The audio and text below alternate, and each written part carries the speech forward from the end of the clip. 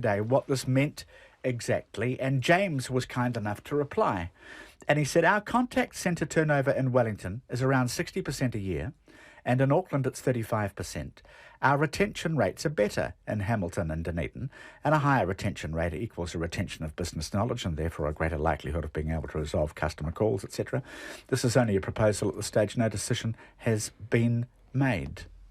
So is there something about the cities, where more of the action is, as it were, that makes people flightier and flibbity-jibbity? I think it's the other way around. I think if you are in a low-wage job, and I would assume that if you work in a call centre, it's rather modestly rewarded, you are more vulnerable to the sort of vagaries of a change in your family circumstance or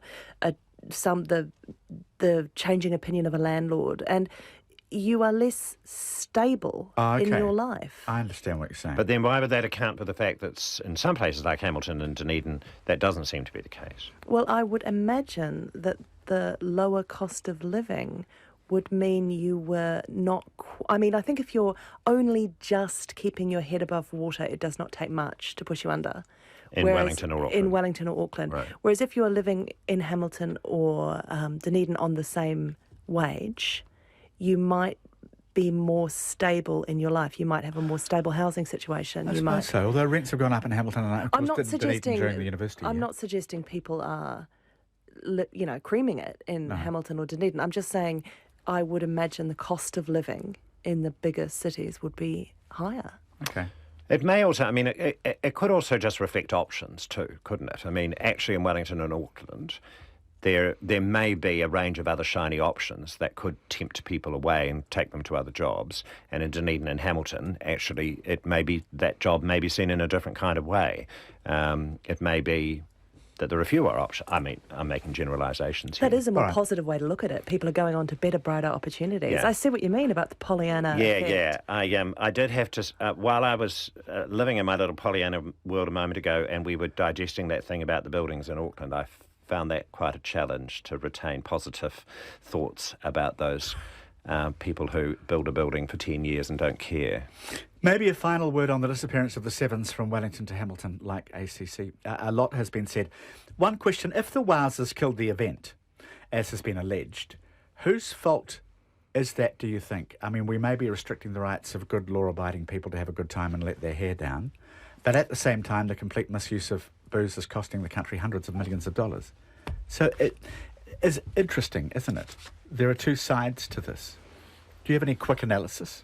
I don't really think you can say the Wowsers killed the event. No, me neither. I think perhaps if you're saying that and you think you have some unalienable right to drink your body weight in beer before 11 in the morning, maybe you're looking outside for a problem and you are the problem. It's not unreasonable for a council or for an authority or whatever to say, here are the bounds of good and bad behaviour, and actually when you step out of that, we're not going to tolerate it. Okay. And that seems to me to be reasonable. What would solve this would be manners.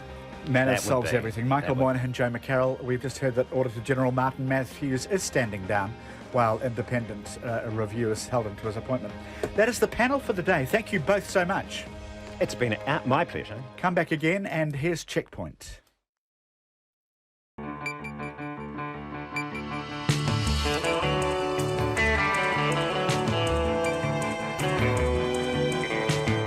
Kia ora everyone. Yes, that is breaking news. The Auditor General is to stand down while an independent review is held into that appointment. We will have more on this. British intelligence officials upgrade the official terror threat from severe to critical, warning another attack could be imminent after Manchester.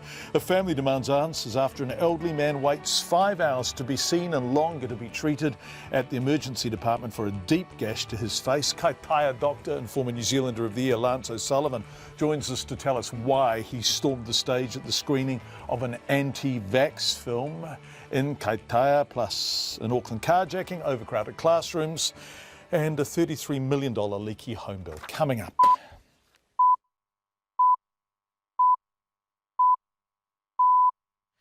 RNZ News at 5. Kia ora, good afternoon. Ko Katrina Batten tēnei. The Auditor-General will stand down while independent review is held into his appointment. MPs on the committee which appointed the former head of the Transport Ministry as Auditor-General have been meeting this afternoon.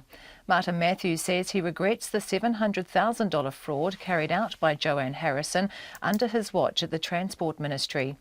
Meanwhile, the State Services Commission is taking over the investigation into the treatment of whistleblowers at the Transport Ministry linked to the Joanne Harrison fraud. The ministry launched an investigation into claims employees were forced out after raising concerns about Harrison.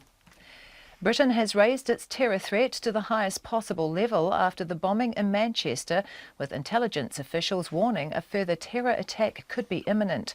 22 people were killed and almost 60 injured in the bombing yesterday at the end of a concert by the American singer Ariana Grande. There are fears the death toll will rise, with several people having life-threatening injuries. Many of the victims are children, one as young as 8. The Prime Minister, Theresa May, says the change in threat level from severe to critical is because they can't rule out whether the suspect, Salman Abedi, acted alone. Meanwhile, more details are now known about the 22-year-old suspect, with the police saying he had returned from overseas in the last few days. The BBC's Daniel Sanford reports. Salman Abedi was born in Manchester on New Year's Eve 1994. His parents were Libyans who had fled after becoming opponents of Colonel Gaddafi's repressive regime. Having spent a few years in London, they moved to Manchester, where his father used to do the call to prayer at a mosque in Didsbury. Abedi went to school in Manchester and to Salford University before dropping out, and friends remember him as a good footballer and a user of cannabis. He has a sister and 2 brothers. Daniel Sanford reporting. The New South Wales Police Commissioner has conceded they should have gone in earlier to rescue the hostages in the 2014 Sydney siege. A coroner has announced the findings from a long inquest, saying police waited too long to enter the Lint Cafe after the first shot was fired by hostage-taker Man Horon Monis when he killed the cafe manager. Mick Fuller says the police should have gone in at a time when there was some sense of control. At that time, I can only assume that they felt they were in a cycle of contain, negotiate and hoping that that was their best outcome. They were getting poor advice from people that led them to commit to something which turned out to be the wrong strategy at the time. The New South Wales Police Commissioner Mick Fuller. During the inquest, some police commanders defended the decision to wait, as the gunman had repeatedly claimed he had a bomb. A mother who deliberately fed her child harmful drugs has been ordered to serve 6 months home detention and carry out 150 hours community work. The woman, whose name has been suppressed to protect her victim, deliberately fed her child an antipsychotic drug causing seizures. Judge Dennis Barry says since birth, she repeatedly referred the child to a range of medical professionals, telling them the girl suffered ailments including facial palsy, cardiac arrhythmias and epilepsy. The mother took drugs from the hospital she worked at, but the judge said the offending did not stop when the child was admitted. Continued to administer risperidone without telling medical staff. The child became incontinent, hallucinated and had difficulty with muscle control, resulting in slurred speech. Judge Barry said the child was often sleepy at school and spent long hours in the sickbay. A foreign worker living in a former Queenstown camping ground says the town needs to do more for worker accommodation. The future of the council-owned Lakeview Holiday Park is under review as part of a new Queenstown master plan. Hundreds of mainly foreign workers are living in the 145 1- and 2-bedroom holiday cabins, which have some of the cheapest rents in the resort. A Nepalese hotel worker, Sandeep Paddi, says the town needs to give their future some thought. Maybe council or government, they can organize something like this place, like making a community with like 2-bedroom houses, like separate. And yeah, they can. I think they can do that if they will. Sandeep Paddi says foreign workers are leaving Queenstown because they can get a job but not a house. It's 5 past 5. To sport, and the All Blacks captain Kieran Reid says a few years ago he might have considered heading overseas at his stage of his career, but things have changed a lot following his elevation to captain. Reid has today re-signed with New Zealand Rugby until the 2019 World Cup in Japan, when he'll be 34. 5-6 years ago, you probably, would have looked overseas potentially after 15, but I think circumstances now, probably in the last couple of years, being skipper, a lot of work to be done with this All Black team and some awesome challenges ahead. So, I can't wait to be involved in those times over the next couple of years. Reid is recovering from a broken thumb and remains confident of being fit for the upcoming British and Irish Lions series. Team New Zealand hopes a much-anticipated rule change will lessen the risk of an accident, ending their America's Cup campaign prematurely. The team took several days to repair damage caused in a collision with British syndicate BAR during a practice race in Bermuda last week. The syndicate's Chief Operations Officer, Kevin Shoebridge, says there's been a discussion on how to make sure if a team's boat is damaged by an opponent, there's enough time for repairs before the next race. It will be enough to get your boat repaired and back out on the racecourse. Take the incidents we had last week. If we had to, we couldn't have done a proper repair, but we could have repaired it enough to get out there within 24 hours probably.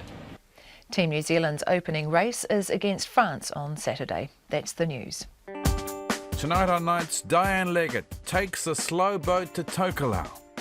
It's pretty much the only way to get there. And then the work she did when she got there, helping out the local teachers. Simon Morris reviews the latest King Arthur movie, and there's a window on the word of tea with the coffee addict Dan Saladino on Nights with me, Brian Crump, from after the news at 7 on RNZ National. Met Service weather through to midnight tomorrow. Northland, Auckland and Coromandel. Cloudy periods with isolated showers becoming widespread in Auckland and Coromandel for a time this afternoon and evening. Some may be heavy. Waikato Bay of Plenty, Gisborne, Hawke's Bay and Wairarapa. Scattered showers, some heavy, clearing this afternoon and evening and becoming fine but remaining in Gisborne and Hawke's Bay until tomorrow. Waitomo to Wellington, including Taumaranui, Taihape and Taupo. Mostly fine, scattered showers from Horowhenua and Kapiti Coast to Whanganui and Taihape, some heavy, clearing this afternoon. Nelson, Buller, Westland and Fiordland, mainly fine but patchy drizzle for Buller this evening. Cloud increasing and drizzle developing from the south tomorrow. Marlborough, Canterbury, Otago and Southland, fine with areas of cloud about the Canterbury coast and plains and the Kaikoura coast, clearing tomorrow morning. The Chatham Islands, cloudy periods and the odd shower. It's almost 5:08 and you're listening to Checkpoint. Thank you very much indeed, Katrina. Coming up, Manchester, Dr. Lance O'Sullivan on Vaxxed and vaccinations, and 79 years old, a deep gash to the head and 5 hours wait before he saw a doctor. But we begin with this breaking news. The Auditor General, Martin Matthews, will stand down while an independent review is held into his appointment. Mr Matthews has said, of course, he regrets the $700,000 fraud carried out by Joanne Harrison under his watch at the Transport Ministry. MPs on the committee which appointed the former head of the Transport Ministry as Auditor General have been meeting this afternoon. All of this is just unfolding. Our political editor, Jane Patterson, now joining us via live view. Hi, Jane. What can you tell us about who has driven this? Well, the Speaker, David Carter, has just come out from a meeting with the Parliamentary Committee of MPs who appointed Martin Matthews as Auditor General. Now, this meeting was initiated after a letter from the Labour leader Andrew Little asking that the committee review the appointment of Martin Matthews and whether he is still suitable to be Auditor General. Now, the New Zealand First Leader Winston Peters has also called for Mr Matthews to stand down completely as Auditor General. So what's happened today, the committee met at about 4 o'clock. Mr Carter came out and just announced that Mr Matthews would stand down as Auditor General pending an inquiry, an independent inquiry into the process under which he was appointed, whether he's still suitable, and also looking at that process which the MPs relied on to make that appointment. Now, Martin Weaver's a very experienced public servant. He's currently the chairman of the EQC and a former head of the DPMC will carry out that investigation. Is considered a safe pair of hands, Sir Martin Weaver, as you say, ex-head of the Department of Prime Minister and Cabinet. I'm just looking at a piece you filed online earlier today, whistleblower investigation taken from Transport Ministry. The State Services Commission is taking over the investigation, etc. This is looking pretty messy, Jane, isn't it? It is, and it's already come to a head today. I understand that there's been pressure from senior government levels as well as from the opposition to get this sorted, and there have been two aspects to this. Of course, the Auditor General investigation that I've just talked about, but also the State Services Commissioner coming in over the top of the Ministry of Transport to take over an investigation about how whistleblowers were treated. This is important for the public reputation of the public sector. Peter Hughes, the Commissioner, saying this investigation has to be independent, and of course the claims there that people were forced out of their jobs at the Ministry of Transport by Joanne Harrison, the convicted fraudster, who is at the centre of this whole controversy. Joan Patterson, our political editor. So this is breaking news. The Auditor General, Martin Matthews, will stand down while an independent review is held into his appointment. All of this unfolding after a meeting of the MPs on the committee which appointed the former head of the Transport Ministry as Auditor General. It is 11 minutes past 5. You are with Checkpoint. We turn now to Manchester and its aftermath. For the first time in a decade, British intelligence officials have upgraded the official terror threat level from severe to critical following yesterday's suicide bomb attack at a concert at the Manchester Arena. ISIS has claimed responsibility for the attack, which killed 22 people, including children and teens, and left dozens seriously injured. British intelligence sources say they're not yet persuaded IS was directly involved. British Prime Minister Theresa May today warned people to be vigilant, saying a further terror attack could be imminent. Sharon Brett-Kelly reports. Britain is taking no chances, deploying 5,000 extra soldiers on the streets to boost security as the country raised its terror threat to critical following yesterday's terror attack. British Prime Minister Theresa May said military personnel would be sent to concerts and sporting events for the foreseeable future to keep the public safe. The work undertaken throughout the day has revealed that it is a possibility we cannot ignore, that there is a wider group of individuals linked to this attack. This morning I said that the Joint Terrorism Analysis Centre, the independent organisation responsible for setting the threat level on the basis of the intelligence available, was keeping the threat level under constant review. It has now concluded, on the basis of today's investigations, that the threat level should be increased for the time being from severe to critical. This means that their assessment is not only that an attack remains highly likely, but that a further attack may be imminent. The change in the threat level means that there will be additional resources and support made available to the police as they work to keep us all safe. The perpetrator has been identified as British-born Salman Ramadan Abidi. The 22-year-old detonated a bomb laced with nails, screws and ball bearings as the mostly school-aged concert-goers left the Ariana Grande concert on Monday night. 22 people were killed in the attack, including an 8-year-old girl who became separated from her mother and sister in the stampede, and 15-year-old Olivia Campbell, who never returned home. I'm going through hell, like I can't even explain what I'm going through. I need my daughter home. I need to know where she is. 59 others were injured, some critically, and as police investigate whether he acted alone or as part of a network, Metropolitan Police Assistant Commissioner Mark Rowley warned the British public to be vigilant. Critical is a very unusual and rare step. There have been times in the last 20 years we've been to critical before, never for long periods. That would be our hope now. But for that intense period of risk, of course, we're going to do everything possible, and the military will support us during that period.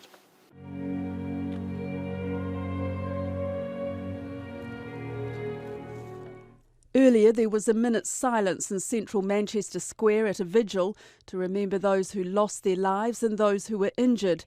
Thousands came, bringing flowers, holding candles and carrying placards like the I Love Manchester one, carried by Manchester resident Michael Ingle.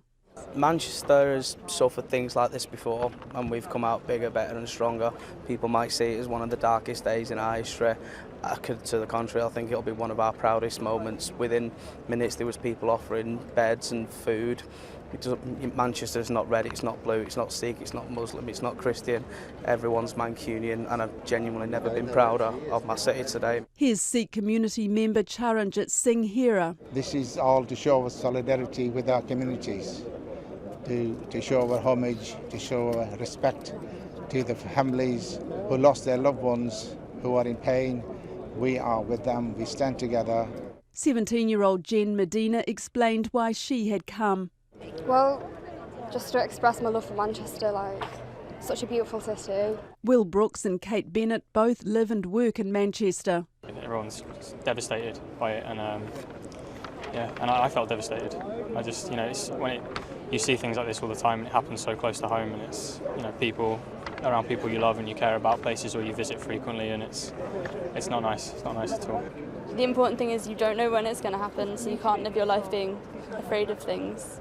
At the same time, you need to show solidarity with people when things like this do happen, and show that there's love where other people would spread hate.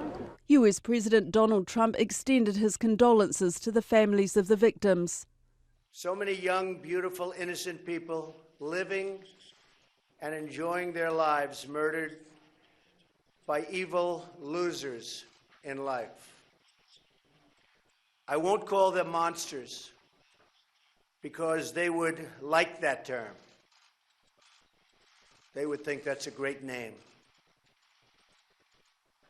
I will call them, from now on, losers, because that's what they are. They're losers.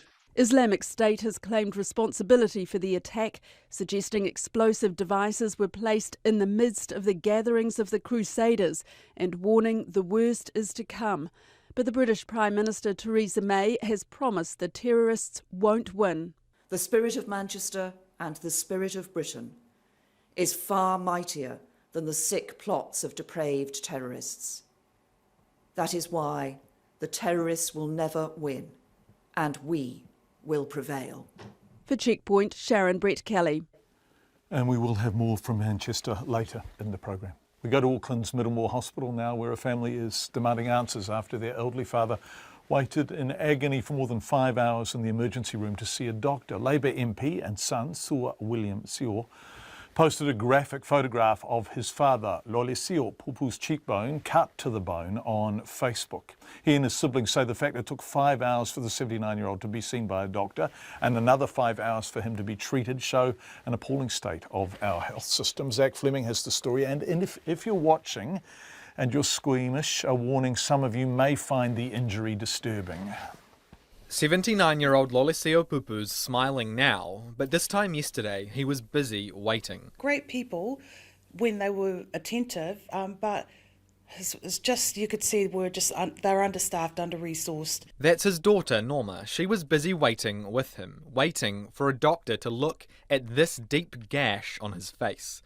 If you're listening and not watching, it's around 5 centimetres long on his left cheek. You can see his cheekbone. He fell on top of the rowing machine. She says gym staff tried to call an ambulance, but the St John operator wasn't convinced Lolisio needed one. One, he's an elderly gentleman. Secondly, she was told that he was having cancer treatment and then third, it's an injury, a major injury. They're telling her he's gashed right through. We can see the cheekbone. So Norma took him to Myrtle Hospital in Auckland's Manukau herself. But she says when she got there, it was more of the same. Hurry up and wait. That was 12 o'clock. And we didn't actually see a doctor until about maybe 5:30. And that was just to clean the wound about then. And then we waited another 4.5 hours for him to actually have an x-ray done, which is what we asked for in the first place. She apologised and said, yes, that should have been done. But they're just busy. So 9 to 10 hours to have his wound, which was through to the bone, cleaned and x-rayed. The government set a 6-hour target for people to be seen by a doctor at an emergency department. That was brought in 2009 and cut patient deaths in half. Lolisio was seen within that target, but his family doesn't think that's a high enough bar. We're amidst a room of other people who are also equally making the similar complaints. Why is it taking so long? Why, and this is an accident and emergency space. We asked Dr Vanessa Thornton, the acting medical officer at Counties Manukau District Health Board, if a 5-hour wait is good enough. Obviously we prioritise our patients, so the sickest and most urgent patients will be seen first, if you'll understand the triage categories. And yesterday we had quite a lot of emergencies happening around the time he arrived, unfortunately. But obviously it's very distressing for families to wait for a long time to be seen. So essentially, the two women are in agreement that there is a shortage of staff. Dr Thornton says more money would always be welcomed. If people said, would you like a whole lot more staff, would you like a whole lot more facility, I don't think any doctor or nurse would say no. In any service, not just emergency services. Our services are very busy at the moment, emergency services, so is the theatre services, and all of our services have been under a lot of pressure in the last 3 or 4 months. And tomorrow, Finance Minister Stephen Joyce unveils the government's budget. I asked Norma how she'd feel if she turns on the news tomorrow and hears the health sector's only been given enough money to keep the status quo. Well, it's our basic needs. How important and how valuable are human life and human well-being? And if we're not making our health a priority, then what else are we making a priority over it? For Checkpoint, Zach Fleming.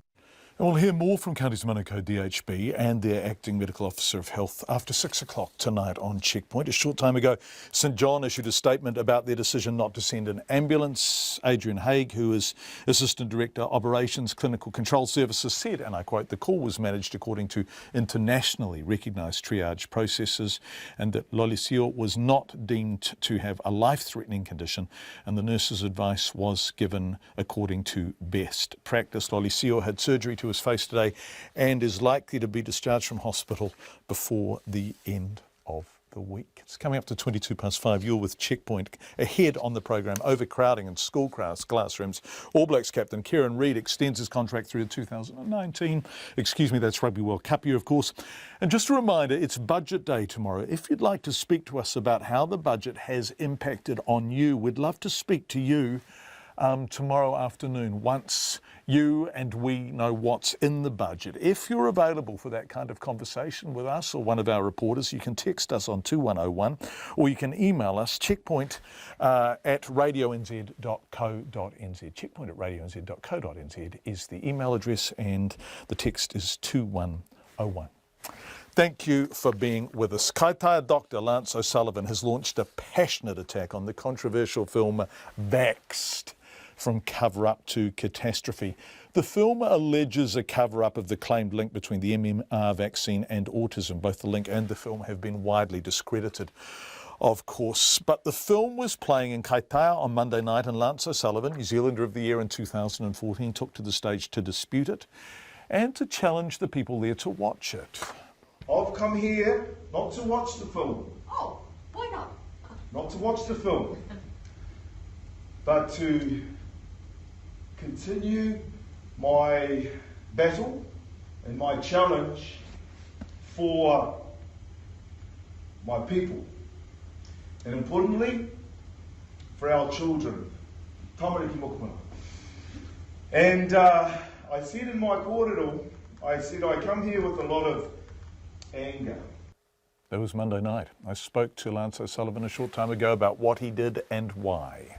Oh yeah, look, John. I knew on Monday evening. Actually, I knew for a while that this anti-immunisation group were going to try and bring this movie to Kaitaia, and I knew it was in Auckland, and I had been doing a bit of work in media around that. But when I heard they were coming to Kaitaia and I was in town, there was no way I was going to let them come and present and peddle this misinformation and falsehoods on my watch.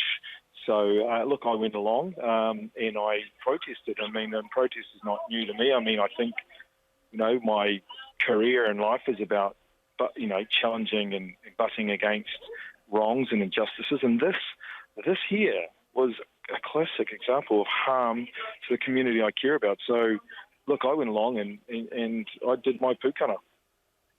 And what was the response? Oh, look, I actually walked out of the theatre after I challenged this person, and I told her, I said, you will cause harm, and the harm you will cause if we see reduction in immunisations because of your presence in this whole movement across the country, you'll be responsible for the deaths of children who will die from the vaccine-preventable diseases we try hard in our hospitals and our intensive care units around the country to save. And so I left after I had said that I wanted her to leave.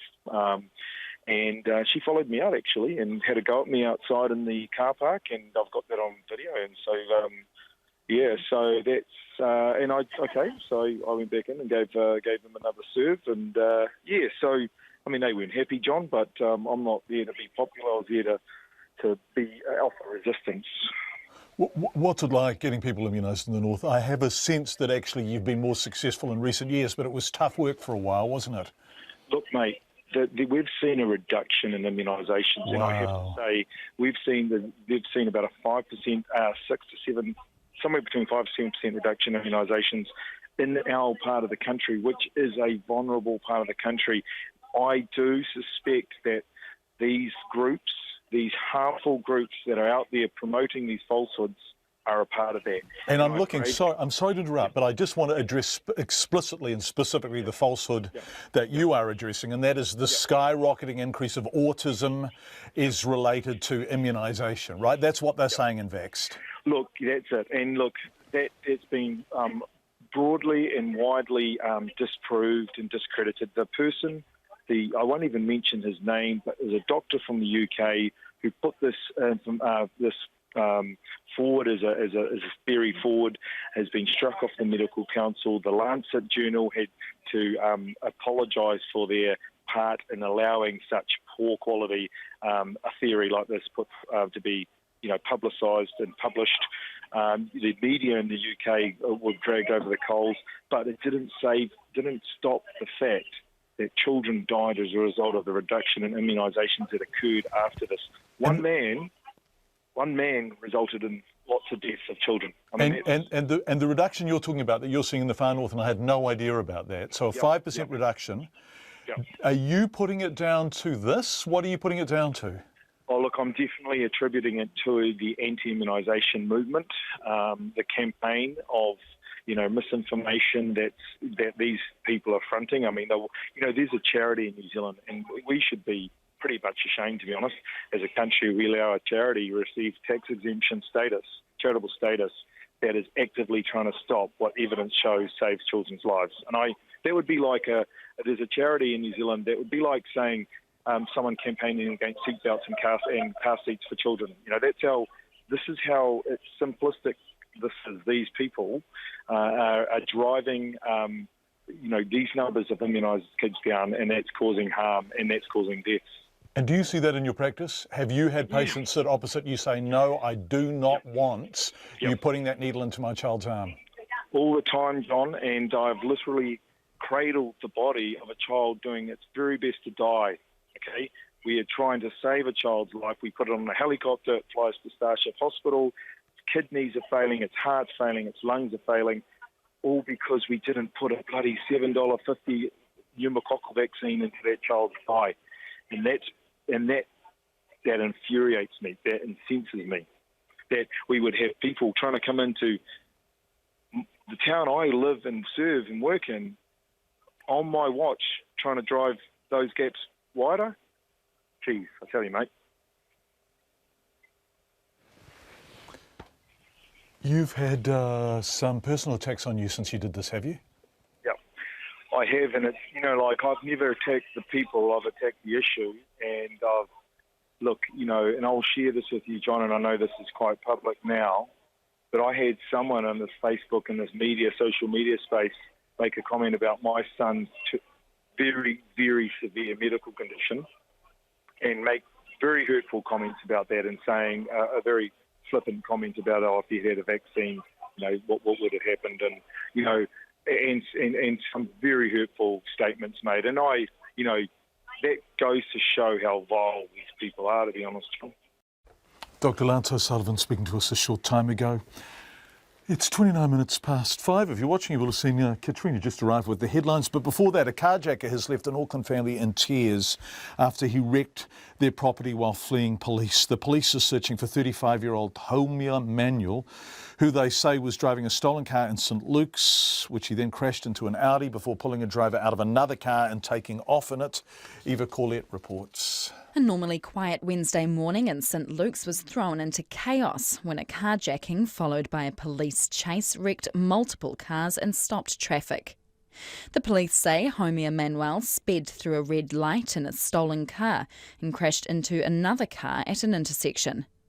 They say the man then got out and ran down the line of traffic, testing car doors before pulling a driver out of a car and backing into that person before driving off. Jodie Chappell, who works at Your Local Plumber on the corner of New North Road and St Luke's Road, saw the event unfold from her office driveway. We were alerted by a very loud bang, obviously turned our heads to look, saw the probably criminals escaping, then went out to have a look at the end of the drive, and unfortunately my colleague saw the white car collide with what we think is a bystander and then make its way off the road, tearing up the road. Ms Chappell says there were lengthy traffic delays while the mess was cleared up. A local family was enjoying a quiet cup of coffee at home when they heard a bang and rushed outside. The father, who doesn't wish to be named, says the man reversed his car to turn around and ruined their property in the process. He accelerated at high speed and he drove straight into our drive-in, missed the main drive-in, hit the fence, hit the gate, crashed it down, further hit my son's car, a red Toyota, which went forward and banged into the garage door, and the garage door rammed into my wife's Toyota Prius, and that is damaged as well. Then on further checking, we noticed that the impact was so bad that the framework of the garage door, there are two garage doors, and a side wall has all collapsed. The father says they were left very shaken up. We couldn't speak, we were in tears, we were, really feeling like crying, sobbing, sort of trembling. I mean, sitting at home peacefully and to suddenly get shaken up with activities like this. The stolen car was later found dumped in Henderson. The police say a woman who was a passenger in the car is now helping with their investigation. They're urging anyone with information to come forward. A tāmaki makaurau mo te hōtako te ahiahi, ko Eva Corlett tēnei.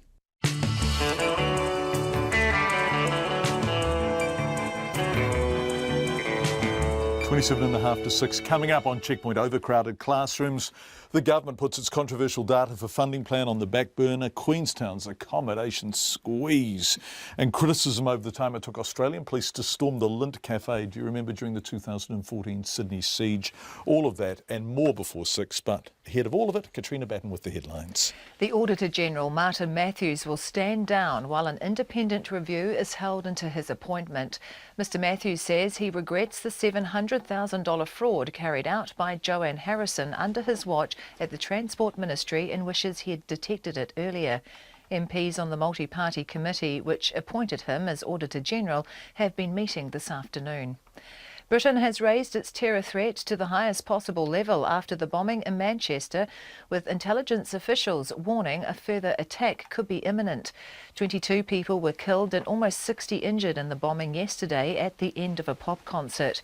There are fears the death toll will rise, with several people having life-threatening injuries. The New South Wales Police Commissioner has conceded they should have gone in earlier to rescue the hostages in the 2014 Sydney siege. A coroner has announced the findings from a long inquest, saying police waited too long to enter the Lint Cafe after the first shot was fired by hostage-taker Man Haron Monas when he killed the cafe manager. A mother who deliberately fed her child harmful drugs has been ordered to serve 6 months home detention and carry out 150 hours community work. The woman, whose name has been suppressed to protect her victim, gave the girl an antipsychotic drug causing seizures. A small aircraft has landed safely at Hamilton Airport after an activation light warned of a possible fire in one of its engines. The airport says emergency services were stood down after it was ascertained there was no fire. It says the twin-engine aircraft belongs to a private company, CTC, which runs commercial pilot training at the airport. Those are the headlines. I'm back at 6. Thanks, Katrina. Just before we move on, statement from the Auditor General. It's quite long, so I won't read it all to you. He is standing down while the inquiry is underway, but I think the key paragraph is the second one. I stand by the actions I took when Secretary for Transport and know that I acted appropriately based on the information available to me at the time. However, the current media coverage about these matters has the potential to undermine the important constitutional role of the Controller and Auditor General. That's Martin Matthews, who is standing aside while this inquiry is taking place. Let's go to head office now. Giles Beckford, our business editor, is beaming in from Wellington. Hi, Giles. Fonterra has come in with pretty much as expected, as predicted by you last night, with this increased payout for the dairy season and its starting forecast for next season. Indeed, John, it's been a pretty good day for farmers who are in the dairy industry. Fonterra is now saying that they're going to pay $6.15 a kilo of milk solids, plus a final dividend of around 40 cents, and that's what we were expecting last week. So we're looking at a total payout for this season of $6.55. That's the best we've had in quite a while. We compare that with last year's $4.30, and we're saying that on Fonterra's sums, that's about $3.5 billion extra into farmers' pockets. That's come about, as we were discussing, with a better supply and demand balance in world markets. Overproduction has been falling, prices have been rising. Now, one of the farmers who's going to benefit from that is Chris Faulkner from the Waikato, and he says it'll be more than welcome by most. It's a matter of catch-up for some. I think that some people have tightened their belts in all sorts of areas, so this will be an opportunity to catch up on some of that deferred maintenance and retire some debt. But also I just think it's a bit of breathing space for people and will enable them to make more better decisions for their business because there's more in it for them. And Chris Faulkner says that he's also buoyed by Fonterra's picking of a specific figure, $6.50 for their opening forecast for the new season. That's the one that starts in July. Now that's the best opening level in 4 years. Just 2 years ago, we were talking $3.90 as the opening gambit, so you can see there the improvement that's been around. And with dividends added in by the end, this time next year, we could be talking somewhere around $7 payout to farmers. And that will obviously prompt a bit more spending by them. That should tempt some of them perhaps to increase production, although I think the expectations and the hopes will be perhaps not too much. Of course, there is a flip side to these coins. That when the prices go up, then the costs of the raw materials for Fonterra goes up. So what they actually get from the commercial activities, the value-added consumer products, that takes a little bit of a hit because their raw material costs are higher. Even so, you'd have to say that there's a fairly good day for cockies today. Thanks, Giles. What happened on the markets today with all of that stuff? Another solid day for the share market, up 37.7422 for the top 50 index, and the New Zealand dollar holding around 70 US cents and 93.9 Australian. Giles Beckford, our business editor. Thank you, Giles. Some schools have been struggling with up to 50% more children than they can squeeze in their classrooms. A new Education Ministry report lists nearly 200 schools that were over capacity and nearly 500 others that were in danger of becoming overcrowded last year. Some principals say children are learning in libraries, computer rooms, and others warn that new buildings are bringing only temporary relief. Our education correspondent John Gerritsen has been looking at the problem. Te Kura o Matapihi near Tauranga is one of several kura near the top of the ministry's list of overcrowded schools at 41% above capacity. The school's Tumuaki Tui Jaeger says the primary school is struggling to find room for its 146 students. We've got kids working in the library space, and it's not a big library. So we're in the library, we're in another little, like a computer suite, and I guess we've just got classes getting into bigger numbers. We're just trying to make the best of the situation, really. Tui Jaeger says the ministry wants the school to get an enrolment scheme or cap its roll. But she says local parents don't have any options nearby for Māori immersion education, and the ministry needs to provide more classrooms. People are actually waiting to get in, so we're going to end up turning families away who want Māori medium for their children but we're not able to offer that because the ministry is so slow at giving us the space or the resourcing that we need. Other schools told RNZ News that while new classrooms mean they no longer have a problem, some expect overcrowding will soon return to dog them. Helensville Primary School was listed as the most crowded school in Auckland, at 35% above classroom capacity. The principal, Deborah Heisman, says things are better now, but delays in getting 4 new modular rooms will make things difficult later this year. We were expecting them at Christmas or around about that time. I have asked for some alterations, which has put that back a little, but at the moment we still aren't on track to get them until maybe late July, August, and I've got a class that I need to start and won't have a classroom for at that time. In Christchurch, Hornby Primary School was one of the most crowded schools at 17% overcapacity. The Deputy Principal, Simon Scott, says overcrowding isn't an issue right now, but it will be once a rebuild of the school is complete. If we were to move our 243 children into the classrooms that they're providing us, it would be overcrowded. Absolutely, it would be overcrowded. Hence why we're going to have to use this block down here. We will make it work, I mean, that's what schools are good at, making things work. It's kind of frustrating. Simon Scott says the school will need to keep using 3 old classrooms which it had wanted to use for other services. The Education Minister, Leaky says the figures are old and don't take account of buildings owned by schools' boards of trustees. The data's out of date, it's misleading. We're investing, even in the last couple of years, $500 million more. We're in a way better situation than ever before. We didn't even know what the state of school property used to be. We have to do better, but it's certainly not a situation where we want a whole lot of people thinking there's a whole lot of overcrowding in schools, because under the law we don't do that. Leaky says the government has improved planning around school property, which will help avoid overcrowding problems in future. For Checkpoint, John Gerritsen. The government has been forced to put its controversial data for funding plan on the back burner. The policy, which would have been due to kick in from July, would have required social service providers to hand over client data to be eligible for funding. Officials have now been sent back to the drawing board to come up with a better approach, and responsibility for that has been handed over to the Social Investment Minister, Amy Adams. Here's our political reporter, Craig McCulloch.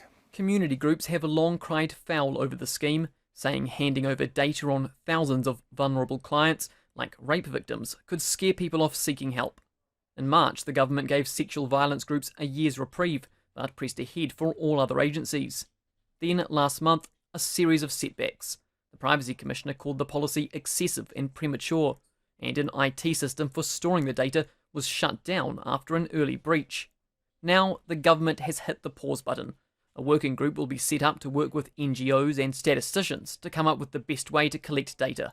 Here's the Minister for Social Development, Anne Tolley. All we've said, and I've met with a number of providers and said, we still want the data, but we want you to be able to use the data too.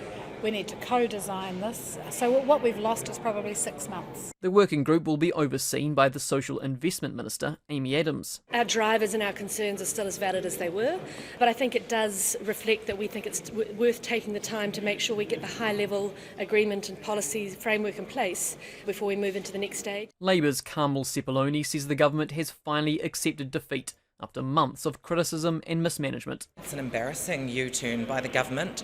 There had to be a second breach and then an investigation into that before the government retracted and said, OK, actually, we'll stop this madness. She says Amy Adams has clearly been pulled in to fix up the mess after Mrs Tolley's abysmal handling. But the Prime Minister, Bill English, denies that's the case. And has a good practical grip of what's required there. It's really about getting the decisions made in a way that means that they can apply across the government and also across our community groups. And you can't do that in one government department. The government says it hopes to have the new data collection system in place by the end of the year. From Parliament for Checkpoint, Craig McCulloch. Thanks, Craig. Let's cross the Tasman, where a coroner has criticised the time it took police to storm the Lint Cafe after the first shot was fired during the 2014 Sydney siege.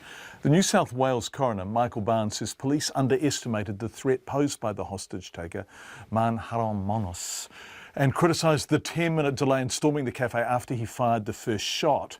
After delivering his findings on the siege, what left 2 hostages dead and the gunman, of course, The coroner is suggesting a rethink of the way Australian and New Zealand police deal with hostage situations. Graham Acton reports. So Australia is under attack by Islamic State. There are 3 bombs in 3 different locations. Martin Place, Circular Quay and George Street. The plan is to request Tony Abbott to call them or me and to have a debate while it is broadcast live on ABC National Radio. The Lint Cafe manager Tori Johnson's call to emergency services in December 2014 marked the beginning of a 16-hour siege in which Mr Johnson would die, along with customer Katrina Dawson and the gunman Man Horan Monis. Coroner Michael Barnes presented his findings today, and chief among them was his criticism of the way police hesitated on an armed entry to the cafe. He says the cafe manager Tori Johnson was executed by Monis while police dithered. The terror they endured could fairly be described as torture, as Monis oscillated between feigning regard for their welfare and threatening to blow them apart with shotgun blasts or a bomb. They had entered a familiar workplace or tranquil retreat, only to find it transformed into a prison run by a vicious maniac. In his wide-ranging findings, Coroner Barnes also took issue with the role of the police psychiatrist on the scene and is critical of his incorrect advice and unrealistic assessments about what was happening inside the cafe. And he also questions the police policy of contain and control when dealing with hostage situations. An emergency action ought to have been initiated following Monis's first shot at 2:03 a.m. That event made it clear that negotiations had little or no chance of resolving the siege, and that the hostages remaining in the cafe were at extreme risk of harm. The 10 minutes that elapsed without decisive action by police was too long. Tori Johnson was executed in the meantime. Senior police officers have told the inquest contain and control was the best strategy to bring about a peaceful resolution, but others have slammed it, saying Monis never intended to live through the siege. New South Wales Police have since introduced an active armed offender policy in which officers will abandon, contain and negotiate in favour of hunting down and shooting armed terrorists.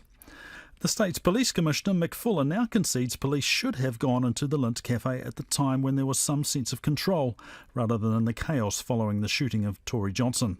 At that time, I can only assume that they felt they were in a cycle of contain, negotiate and hoping that that was their best outcome. They were getting poor advice from people that led them to commit to something which turned out to be the wrong strategy at the time, and a deliberate action at an earlier piece would have been a much safer outcome.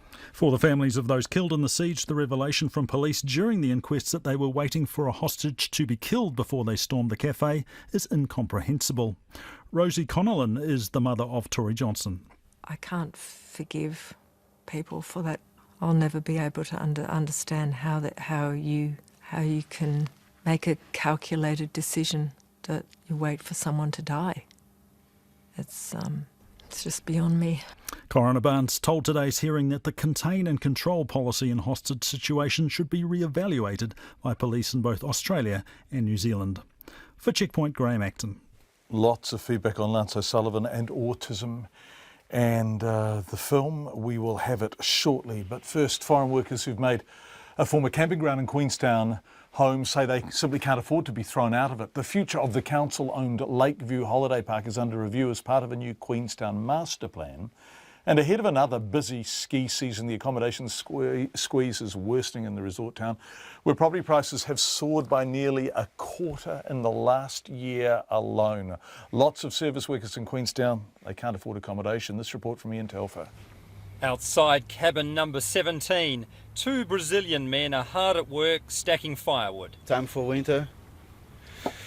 Just stack all the wood. Yeah, that's good. Every year the same story. Buy wood. Burn wood. Burn wood, buy wood. Get ready, get warm. Marcelo Bica has lived at the Lakeview Holiday Park for 8 years and he says he absolutely loves Queenstown. The cabin's basic and a bit small for him, his wife and child, but he says it's a good home. It's a bit unusual, living in an old cabin? Yeah, it is. But the cabin is pretty warm. Have fireplace, a beautiful view. Nothing in front of me, And it's pretty cheap as well, so that's the best thing, like one of the cheapest rent in town, Is it? Yeah, definitely. Because we keep hearing about how hard it is to get a house in Yeah, Queenstown it's now. pretty hard, and it's really expensive as well, you know. And a couple of years ago, I was looking for a house because we thought that we were gonna have to move from all this camping ground. But luckily we didn't. So yeah, but I was scared because I was paying like 200 a week, and the houses that I was looking was like around 600, 700 a week. So it was a big change, you know. Yeah, what would you do if they close this place? I don't know. I don't know, to be honest. Marcelo's cousin, Marcos Machado, shares a house with two others in nearby Fern Hill. The rent for the two-bedroom property is $500 a week, and he says Marcelo's campground's a much better deal. It's Marcos's fifth or sixth house in 9 years. Sometimes I had to leave because the owner come to the house, and then I have to find a new place. Is it getting harder? Yeah, it's hard. It's hard now. It's hard and expensive. Marcos says it's sometimes been a tight squeeze. 4 people actually, 4 people in the same room for like 3 weeks until they find a place to stay. How did you do it? Like lined up with the beds, or? Yeah, just 2 beds on the floor, and then we had 1 bunk bed, so we share. It's not gonna be for long, so it's alright. This campground's a real United Nations, with workers from South America, Europe and Asia. A few doors down, a Nepalese hotel night porter, Sandeep Pardee, is living in an open-plan cabin with a friend.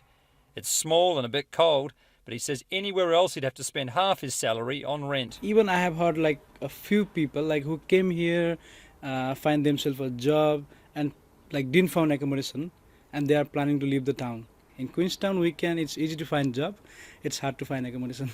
So if the town wants to keep people, you know, like you, they probably need to think about this a bit, huh? Yeah, I think town should think about that. Maybe like we can see like there are lots of empty space, like empty land, lots of area nearby the town. Maybe council or government, they can organize something like this place, you know, like making a community with like 2-bedroom houses, like separate. And yeah, they can. I think they can do that if they will. What the future holds for the workers and backpackers who currently call the holiday park home is anybody's guess. The land's been earmarked for a convention centre, but that's on hold. The council says it wants to develop the park as a mixed residential business area, but has no time frame. So as the accommodation squeeze ramps up again, the town's foreign workers just hope their futures will be given some thought too. In Queenstown for Checkpoint, Ian Telfer. 8 minutes to 6, some sport before we move on. Kieran Reid wants to be at the helm of the All Blacks when they pursue a hat-trick of Rugby World Cup titles. That's 2011-15 and Touchwood 19. The 31-year-old today announced he'd extended his New Zealand rugby contract through to 2019 when Japan will host the Rugby World Cup. And as sports editor Stephen Houston reports, the All Blacks captain also has a new provincial team.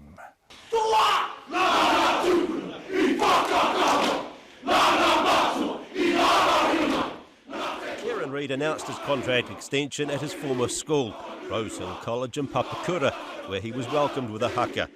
Reid, who succeeded Richie McCaw as captain after the 2015 World Cup triumph, will turn 34 during the next tournament. The most capped All Blacks number 8 is currently recovering from a broken thumb, and if fit, will raise 100 caps in the third test against the touring British and Irish Lions in July. His contract's likely to be among the most lucrative in New Zealand rugby and likely to include provisions such as a sabbatical to help his longevity, with injury having started to take a toll. Good coin. I'm more than happy with what's coming my way, but you know, I guess the whole package is nice and for the family, and I'm love to be here in New Zealand, which is great. 5-6 years ago, you probably would have looked overseas potentially after 15, but I think circumstances now, probably in the last couple of years, being skipper, a lot of work to be done with this All Black team and some awesome challenges ahead. So, I can't wait to be involved in those times over the next couple of years. Reid's also revealed that he'll be switching his provincial allegiance back to Counties Manukau, where he played all of his junior rugby. But he'll still play for the Christchurch-based Crusaders in the Super Rugby competition. He recalled heading along to Pukekohe Stadium as a youngster to watch All Blacks Jonah Lomu and Joeli Vanderi tear up the opposition, and he's long harboured the desire to wear the Steelers' colours. It's a a team that's dear to my heart, I guess. That was my dream growing up, was to wear the shirt. I missed out, so one day, hopefully. But Counties Manukau fans shouldn't expect to see too much of Reid in their trademark red, white and black colours, because in his 12 years in Christchurch, he only played 37 games for Canterbury. 20 of the currently contracted All Blacks have already signed up through until the 2019 World Cup. For Checkpoint, Stephen Hewson. That feedback on Lance O'Sullivan and his protest next. But first, a suicide prevention group begged MPs today to overhaul struggling mental health services, beginning with an urgent independent review. The Life Matters group told Parliament's Health Select Committee that services are failing those in need and it simply can't continue. Our health correspondent Karen Brown was there, and Karen filed this report. A Dunedin scientist, Corinda Taylor, founded the Life Matters group after her 20-year-old son Ross killed himself in 2013. She told MPs the mental health services are fragmented and under pressure, and it's an uphill battle for families to get support in a crisis. We are asking for an urgent, independent, nationwide inquiry and also a Royal Commission of Inquiry into our mental health services. We want to uncover and expose the weaknesses of the system so that we can improve and have a better outcome for all of us. Corinda Taylor said there are numerous problems with services, starting with GP care. The first presentation, all they get is a packet of pills. They cannot access psychological help. There are just not enough vouchers for people to get counselling.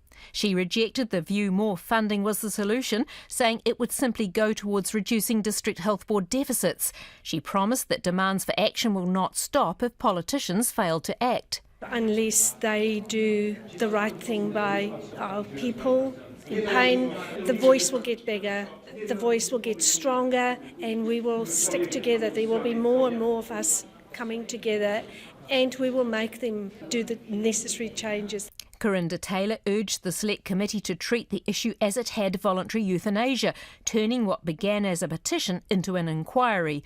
The committee chair, Simon O'Connor, says it's possible. That's certainly something which this committee can consider doing and will most likely be doing, is having a discussion about whether that's one of the avenues to take in response to Corinda Taylor's petition.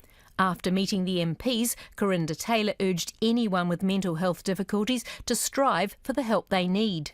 Take a friend along, take a family member along, don't do this alone, don't travel on this journey all on your own, it's isolating. Phone those helplines, make sure you get the help you deserve, and if you don't, come back and ask us, we can help you. The petition, signed by 1,740 people, was presented to Māori Party MP Marama Fox late last year. For Checkpoint, Karen Brown.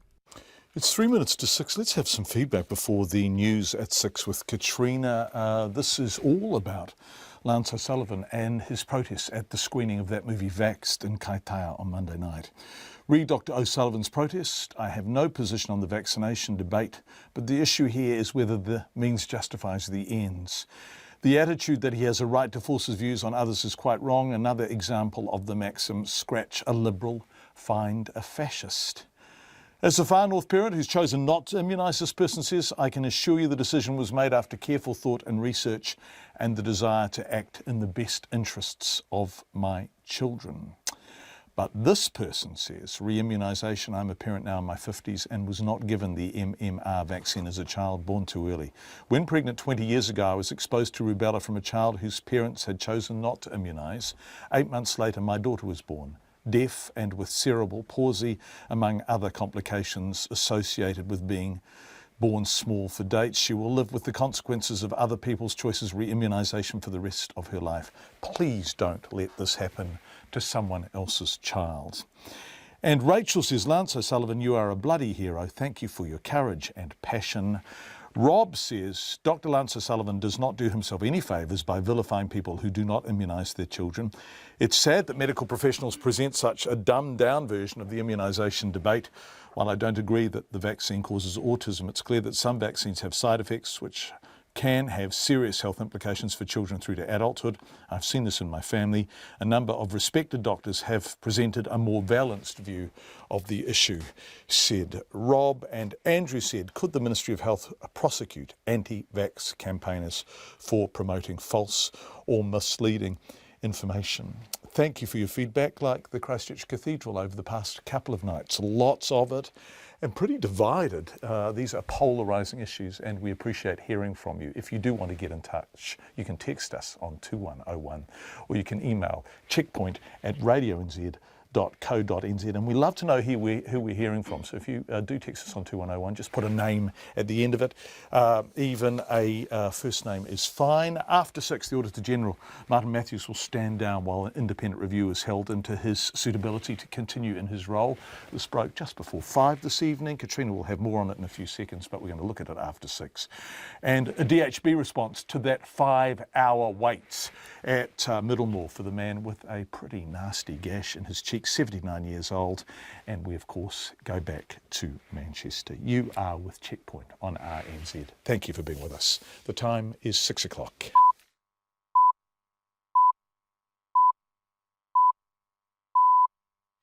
RNZ News at 6. Kia ora, good evening. Ko Katrina Batten tēnei. The Auditor General, Martin Matthews, will stand down while an independent review is held into his suitability to continue in the role.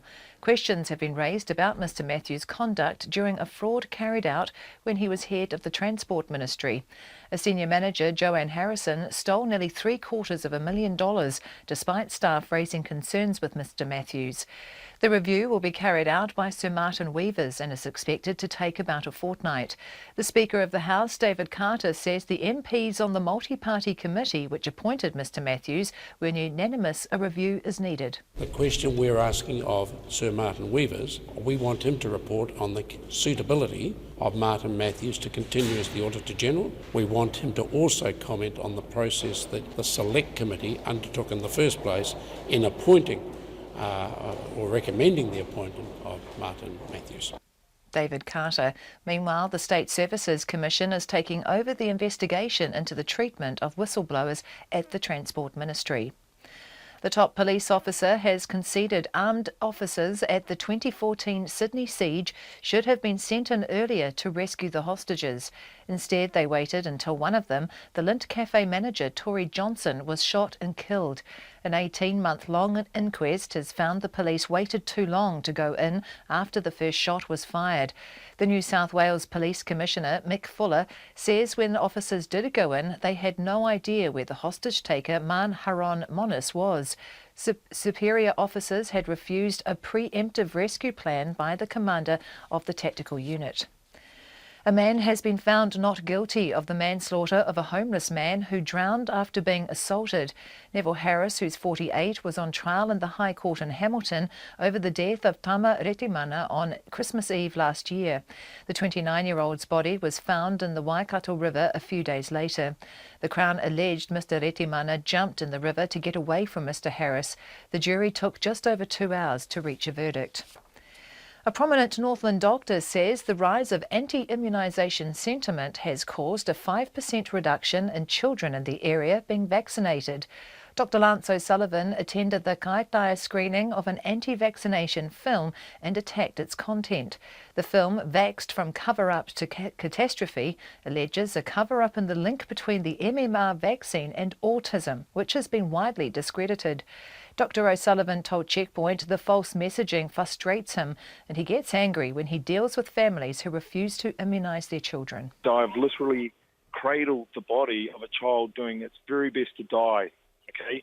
We are trying to save a child's life. We put it on a helicopter, it flies to Starship Hospital, its kidneys are failing, its heart's failing, its lungs are failing, all because we didn't put a bloody $7.50 pneumococcal vaccine into that child's eye.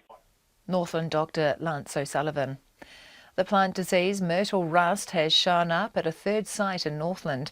The Ministry for Primary Industries says a private garden in Kaikohe had tested positive after the yellow rust appeared on plants bought from an infected nursery in nearby Kerikeri. The total number of affected properties nationally now stands at 17 in 3 regions, Northland, Taranaki and Waikato. Most of the sites are in Taranaki, where the fungus has affected plants in nurseries, plant retailers, and orchard and private gardens. The Waikato District Health Board has asked staff to report back on a proposal to overturn a ban on smoking at its mental health facilities. A board member, Dave McPherson, has proposed mental health patients be allowed to smoke in a secure area. His son took his own life 2 years ago after being let out from a DHB centre on an unsupervised smoke break. Mr McPherson says at a DHB meeting this afternoon, members were reasonably positive about the proposal. He says some board members want to concentrate on people giving up smoking, but patients need to be kept safe. People are saying, oh, well, it's a government policy, it's going to be hard for us to change. I don't believe that it's impossible for a local DHB to change that, but we'll see. Dave McPherson says the board will consider the report in July. The Mayor of Napier says the decision to chlorinate the city's water supply is the right one. Napier's water supply is to be chlorinated for about a month from today in a bid to disinfect pipes and remove any lingering traces of E. coli.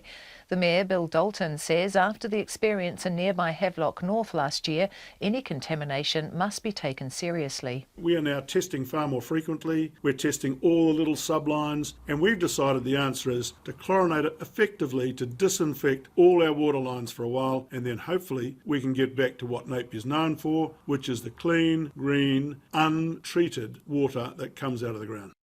Bill Dalton says the contamination is so low that in the past councillors would not even have been told. The council says the water is still safe to drink. It's 6:05.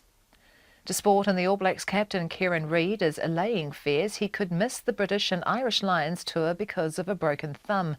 The 31-year-old today confirmed he's signed a contract extension with New Zealand Rugby until after the 2019 Rugby World Cup. Reid won't get his thumb out of a cast until June the 10th, just 2 weeks before the first test against the Lions. But he believes that allows him plenty of time to be ready for the tests.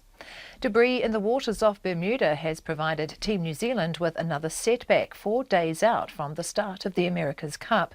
The team was forced to cut short its latest practice session after the crew felt debris strike one of the boat's foils. In a precautionary move, they pulled out of the race against British syndicate BAR. Their opening race of the Louis Vuitton Challenger Series is against France on Saturday. The second-place Central Pulse will try to end competition leaders the Southern Steel's unbeaten season when the two sides meet in the latest round of the ANZ Netball Premiership in Wellington tonight. The last time the sides met, the Steel enjoyed a comfortable 63-50 win. The Cleveland Cavaliers are just one win away from their third straight NBA basketball final after taking a 3-1 lead over the Boston Celtics in the best-of-7 Eastern Conference Final Series. The Cavaliers won Game 4 by 112-99. That's the news. It's Budget Day tomorrow. I'm Susie Ferguson and we'll be live on air and online from 2 o'clock as Stephen Joyce delivers his first budget. Not only is it Mr Joyce's first budget, also it's being delivered in election year. So tune in for RNZ's Budget Special. We'll bring you the speech and analysis from our political editor and across our specialist correspondents. Met service weather through to midnight tomorrow, Northland, Auckland and Coromandel. Cloudy periods with isolated showers becoming widespread in Auckland and Coromandel for a time this afternoon and evening. Some may be heavy. Waikato Bay of Plenty, Gisborne, Hawke's Bay and Wairarapa. Scattered showers, some heavy, clearing this afternoon and evening and becoming fine but remaining in Gisborne and Hawke's Bay until tomorrow. Waitomo to Wellington, including Taumaranui, Taihape and Taupo. Mostly fine, scattered showers from Horowhenua to Kapiti Coast to Whanganui and Taihape, some heavy, changing this afternoon. Nelson, Bulla, Westland and Fiordland, mainly fine but patchy drizzle for Bulla this evening, cloud increasing and drizzle developing from the south tomorrow. Marlborough, Canterbury, Otago and Southland fine with areas of cloud about the Canterbury coast and plains and the Kaikoura coast clearing tomorrow morning. And cloudy periods and the odd shower for the Chatham Islands. It's 6:08 and you're listening to Checkpoint. Thank you very much, Katrina. Lots of feedback coming in on Lance O'Sullivan, and there was a couple that were fairly critical of him that we read out prior to the news. Well, that's galvanised an enormous amount of support since then. Thank you for your feedback. Let's go to the story that has been Breaking since about 4:45, the Auditor General Martin Matthews will stand down while an independent review is held into his suitability to continue in the role. Mr Matthews says he regrets the $700,000 fraud carried out by Joanne Harrison under his watch at the Transport Ministry and wishes he'd detected it earlier. MPs on the multi-party committee which appointed the former head of the Transport Ministry as Auditor General have been meeting this afternoon. The chair of the committee, the Speaker of the House, David Carter, says the decision to conduct a review was unanimous. We have been talking to Sir Martin Weavers and he has agreed to undertake this work as quickly as possible. He will start the work next Wednesday and then hopes to have it completed within a fortnight. This process has been initiated by a letter I received last night from the Auditor General himself asking us to initiate this process. And it's his intention to stand down as the Auditor General whilst this process is undertaken. I'm hopeful that it can be done within a fortnight, but it does depend on Sir Martin Weavers and the time that he thinks he needs to provide a relevant report back to the committee. But he knows there's an urgency. An urgency, that's the Speaker of the House, David Carter. Now, Sir Martin Weavers, as many of you will know, is a former diplomat and Chief Executive of the Department of Prime Minister and Cabinet. David Carter says Sir Martin will investigate as far back as he needs to in order to get his report done. Sir Martin Weavers doesn't have any powers of inquiry, but I suspect he'll get full cooperation from the Ministry of Transport for any information going back as far as Sir Martin thinks is necessary to answer the question we've put to him: is Martin Matthews a suitable person to continue in the role as Auditor General? David Carter. Meanwhile, the State Services Commission is taking over the investigation into the treatment of whistleblowers at the Transport Ministry linked to the Joanne Harrison fraud. The Ministry launched an investigation into claims employees were forced out after raising concerns about Harrison. Lots of good work by our gallery team on this on the RNZ website. We recommend it. Now, earlier in the program, we looked at the case of 79-year-old Lolisio Pupu, who fell and sustained a deep gash to his face. Lolisio was taken to Myrtle Hospital in Auckland, where he waited 5 hours before a doctor was able to look at his wound. His family were angry and distressed, and his son Opito William Sio, who is also a Labour Party MP in the Mangere electorate, posted a photo online. An hour ago, Zach Fleming brought us the story, and the family sensed that the wait was simply too long. Dr. Vanessa Thornton is Acting Medical Officer of Health at the county's Manukau DHB. I asked her if she was familiar with what happened to 79-year-old Lolisio at Middlemore Hospital.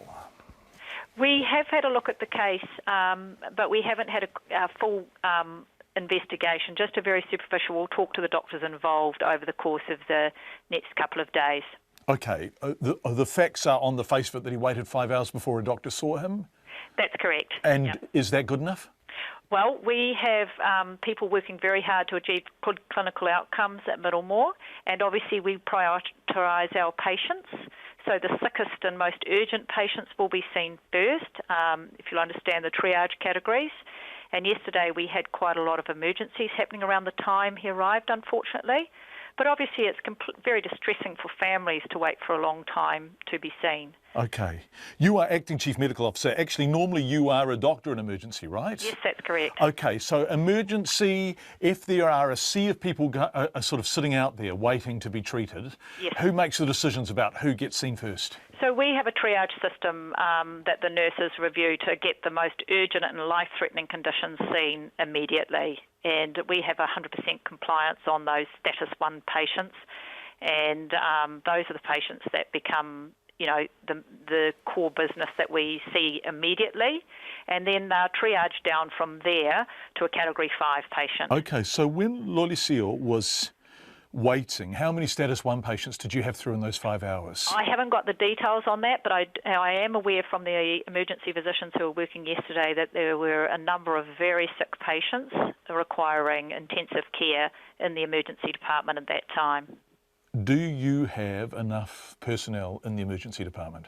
Look, we're always working hard to improve the care in the emergency for good clinical outcomes for our patients. At times we have surges and serious patients that are happening, and so we're always trying to match the resource to the demand.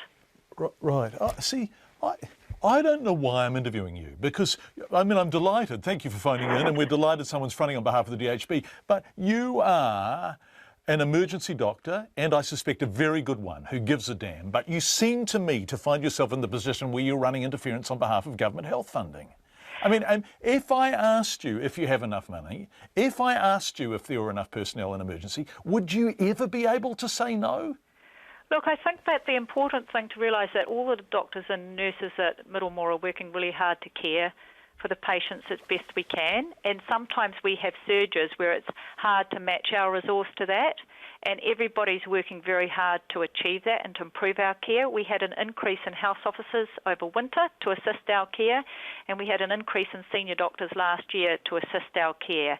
So people are always trying to match that resource to demand at Middlemore. There's absolutely no doubt in my mind about that, and I don't think anyone listening will have any doubt about that. Would it be great to have more money and therefore more people to help you do precisely the matching you were just talking about? I think that, people are always looking for improvements and a way of increasing the care for patients. And, if people said, would you like a whole lot more staff? Would you like a whole lot more facility? I don't think any doctor or nurse would say no. What do you say to people who, I don't know if you know, but we do radio with pictures, so we've put the gash up on screen. So people are going to look at that and say, holy moly, here is an elderly man sitting in a waiting room with that on the side of his face for 5 hours before a doctor could even see him. Yes. I think that for families it is very distressing waiting to be seen with an injury. And he was admitted to plastics and he's had a good clinical outcome from that injury. And it is hard to see all the other work that is going on in the emergency department at the same time. And we're always working hard to try to help families and to understand, and the nurses spend a lot of time caring for families when medical staff are tied up with the priority 1 patients. But yes, I can understand that for the family it would be distressing. Dr. Vanessa Thornton, Acting Medical Officer of Health, normally in fact an emergency department doctor, 4 counties, Manukau, DHB. Be really interesting to see health funding in the budget tomorrow. 6:16. The suicide bomber who brought carnage to Manchester has been named as Salman Abedi, British-born of Libyan parentage. Monday night's attack at a concert by US pop star Ariana Grande left 22 people dead, including an 8-year-old girl and dozens injured. British Prime Minister Theresa May has today raised Britain's terror threat level to the highest level. That's critical, saying the military could be deployed to support armed police officers at public events. The BBC's Gavin Hewitt reports on the latest from Manchester following the attack. 400 police officers were deployed along with forensic teams. Early on, police knew the identity of the bomber, but they didn't reveal his name until late afternoon. I can confirm that the man suspected of carrying out last night's atrocity is 22-year-old Salman Abedi. However, he has not yet been formally named by the coroner, and I wouldn't wish to therefore comment any further about him at this stage. Salman Abedi was the son of refugees, a student at Salford University. It is now beyond doubt that the people of Manchester and of this country have fallen victim to a callous terrorist attack, an attack that targeted some of the youngest people in our society with cold calculation. This was among the worst terrorist incidents we have ever experienced in the United Kingdom. And although it is not the first time Manchester has suffered in this way, it is the worst attack the city has experienced, and the worst ever to hit the north of England. Dozens of people are still trying to trace loved ones after last night's bombing. And some of the first victims of the attack have been named. Georgina Callender was aged 18, John Atkinson aged 28 from Barry. And 8-year-old Safi Roussos was among those killed. It was an attack directed at young people, at innocents. During the day, police raided a number of houses. A 23-year-old man was arrested in connection with yesterday's bombing. Thousands of people gathered outside the town hall in a mark of defiance. One by one, members of different faiths insisted they would not be cowed. These were Sikhs with placards, "I love Manchester." Then the crowd heard from a local poet, Tony Walsh. There's hard times again in these streets of our city, but we won't take defeat, and we don't want your pity, because this is the place where we stand strong together with a smile on our face, Mancunians forever, because this is the place in our hearts, in our homes, because this is the place that's a part of our bones, because Manchester gives us such strength from the fact that this is the place. Defiance, yes, but questions too as to what drove a young man to murder so many. It's the BBC's Gavin Hewitt on the streets of Manchester. 19 minutes past 6, let's head home again. The owners of an Auckland apartment complex have been hit with a $33 million repair bill, one of the biggest of its kind in New Zealand history. The Mount View Apartments complex in Mount Wellington was built in the late 90s and is riddled with structural, leaky and even fire compliance issues.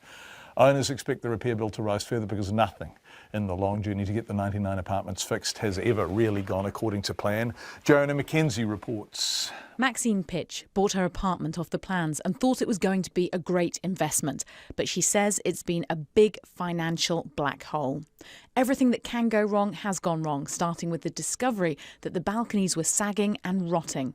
From there, further investigations revealed more issues and the problems snowballed. A certain percentage of the framing would need to be replaced, but they thought it was about 50%. Once they took the cladding off, it became 100%. And then they found out the floors were on upside down. I know that sounds crazy, that it wasn't fire safe. There were problems with the roof, the supports of the roof, and the roof itself. And it just went on and on. Maxine Pitch says finding out the balconies were screwed into polystyrene was bad enough, but she was then appalled to learn that the apartments didn't comply with fire regulations. If we'd have ever had a fire in the complex, people would have died. Peter Scott, the chair of the body corporate, says it's been heartbreaking for all involved. It was like just unravelling one problem after another, and it was sort of, like peeling the onion a little bit. Every time you took off a layer, you found out there was another issue involved, and, found that other issue, and it also, as inevitably happens with onions, it made you cry a little bit more. Mr Scott says it moved from a weather tightness issue to one of compliance as they discovered the original building was signed off despite not meeting the building regulations. He says owners have gone through a range of emotions and some want a person to blame, but there isn't anyone. It was signed off by an independent building inspection company that had wound itself up and not carried on the rollover insurance that had been required under the Act at that time. The building company had gone into liquidation. The council hadn't been involved.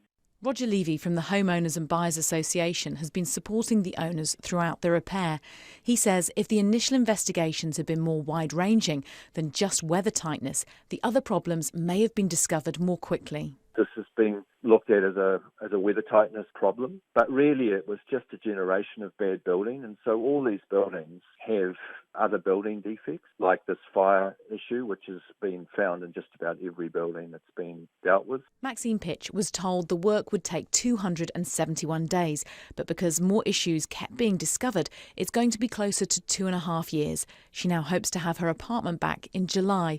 Ms Pitch says more now needs to be done to support property owners because the problems are far from over. Why isn't the government doing anything about this?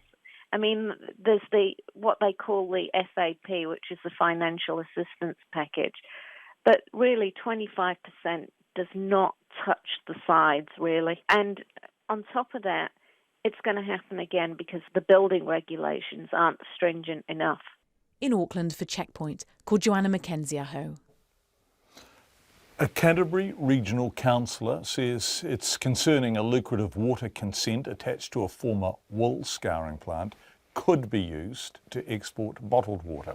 Cloud Ocean Water bought the plant in the Christchurch suburb of Belfast and the consent that goes with it, allowing it to extract more than 4.3 million litres of water a day, 4.3 million.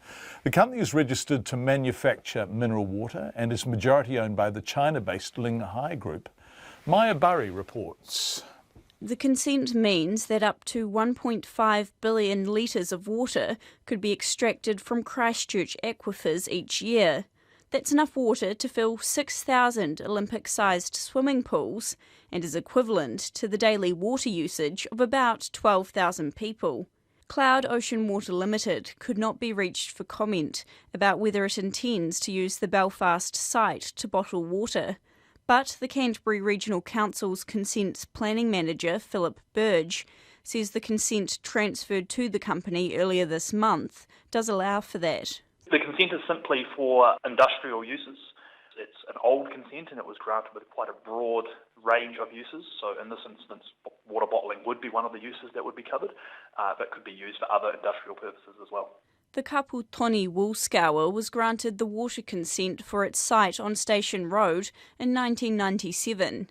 Canterbury Regional Councillor Rod Cullinane says it has little power to stop the water now being used for an entirely different purpose because the consent has already been granted. In hindsight, any consents that are issued from now on would certainly need to anticipate the likelihood of there being a change of use or the possibility of a transfer of the consent. So perhaps a review of the way that the consents are issued might well be in order. Rod Cullinane says it's concerning the water could be exported for profit, yet the company will face no charges for the consent other than covering the council's monitoring costs. It is a very large volume indeed, and to see it being used for the purpose that's being proposed at, in effect, little or no cost is where the public concern is, and quite rightfully so. Mr Cullinane says he expects the Regional Council will discuss this particular case at its regular meeting tomorrow. In Christchurch for Checkpoint, Maya Burry. Thank you, Maya. We've just received a statement from Cloud Ocean Water. New Zealand-based director Feng Liang declined to comment about whether it intended to use the consent to bottle and export water and says due to commercial sensitivity he's unable to comment about the investment. So it wasn't much of a statement at all, actually, to be frank. Lots of feedback coming in on Lance O'Sullivan, having those children with tetanus, polio, TB, measles, damaged by rubella. The attitude of the anti-immunisation people saddens me. Every child should be protected, says Janet. Dr O'Sullivan is a hero for speaking out. People who don't immunise themselves or their children put others at risk of vaccine-preventable diseases, especially those too young or otherwise unable to be immunised, says Hannah. Dr Lance O'Sullivan has a right to protest. I applaud him for standing up. The vaccine debate is fake science, and like fake news, it is dangerous, says Kate. And Jennifer says, hi John, if the polio vaccine had been available when I was a child, I would not have spent my teens in and out of hospital and the rest of my life with the effects of it. Well done, Lance O'Sullivan. Thank you, Jennifer. And finally, Graham Smith says, the effectiveness and risks of vaccination are not matters of opinion. Non-experts do not have a right to an opinion. Understanding science is difficult, and it is often difficult for us to defer to experts. However, unless we become genuine experts ourselves, this is the wise choice when the science is well established. And Graham strongly recommends the work of Ben Goldacre for insights on this matter. Thank you so much for your feedback. We appreciate hearing from you. We've heard from you a great deal this week. Lance O'Sullivan tonight and the Christchurch Cathedral on Monday and Tuesday nights. We're going to end tonight by going back to Manchester. We leave you with the words of some of the thousands of people who gathered to show the victims of the arena atrocity that wherever they are from Manchester too. It was a show of defiance, of strength, of community, and a message to those who have scarred the city so badly.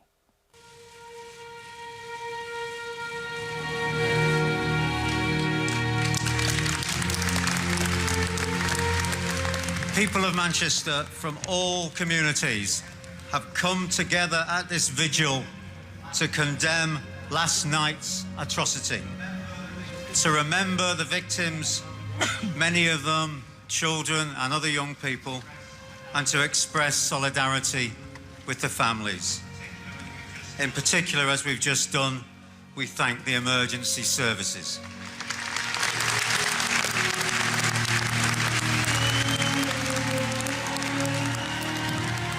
Last night, in the most atrocious circumstances, the people of Greater Manchester showed the world how much we care about each other, and how much we were prepared to help those in need. And I've heard some tremendous stories of doctors coming in to support, of police officers, ambulance workers giving up their days and turning up to help those in need. We will pull through the events of last night because we will stand together, whatever our background, whatever our religion, whatever our beliefs or our politics, we will stand together to say that this city is greater than the forces that align itself against it. And as we say that, we're sending a signal not just to Manchester, but across the world, that you cannot defeat us because love, in the end, is always stronger than hate. The people of Manchester will remember the victims forever, and we will defy the terrorists by all our diverse communities, working together cohesively and with mutual respect.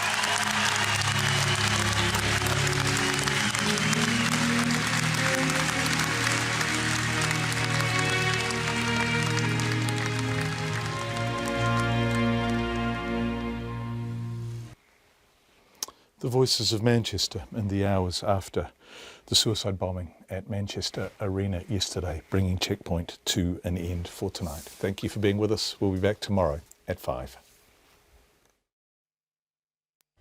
RNZ News headlines at 6:30. The Auditor General Martin Matthews will stand down while an independent review is held into his suitability to continue in the role. Police have conceded armed officers at the 2014 Sydney siege should have been sent in earlier to rescue the hostages. A not guilty verdict in the Manslaughter trial over the drowning of a homeless man. And a prominent Northland doctor says the rise of anti-immunisation sentiment has caused a 5% reduction in children in the area being vaccinated. Our next news and weather is at 7. This week on Inside Out, I'm featuring the pianist Kenny Barron, who's headlining the Jazz and Blues Festival in Christchurch on the last weekend in May.